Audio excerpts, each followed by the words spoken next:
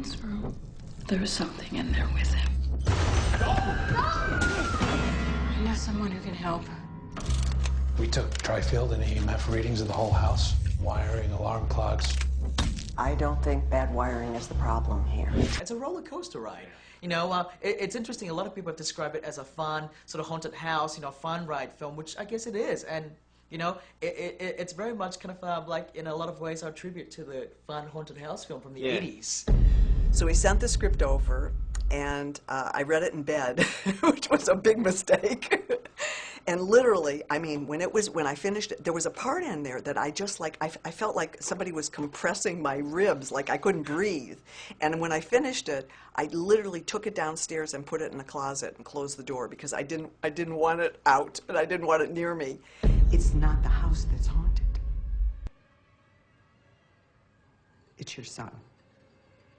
You know, making horror films is usually really super fun. You know, as you know, you're there on set, you're covered in blood, and you know, the way to counteract all the screaming and yelling that's going on between action and cut is to make jokes about it, you know, once you're off the set, you know, and this film was very much like that, and it was almost shot chronologically, so Angus and I came in at about the halfway point of the shoot.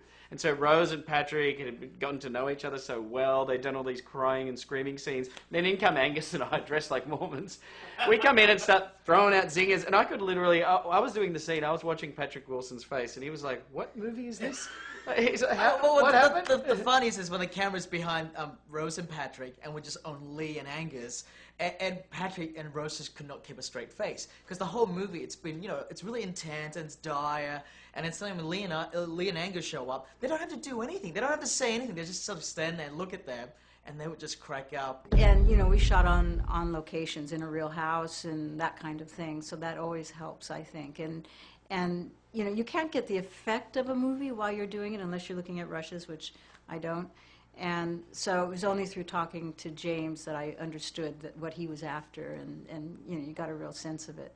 But the things that were happening to you were really happening. It wasn't, it was like, you know, how they used to do horror films. It's also harking back, you know, to, it's such an old-fashioned kind of film. And so we weren't quite sure, like, how today's audience would kind of take to it. So, and playing it at Toronto was really the first time we actually showed it to anyone, so.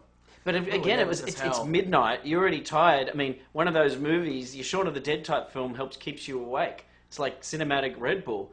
We thought our film would just be like, you know, 1,500 people, like, because it's quiet, and we couldn't believe how into it people got.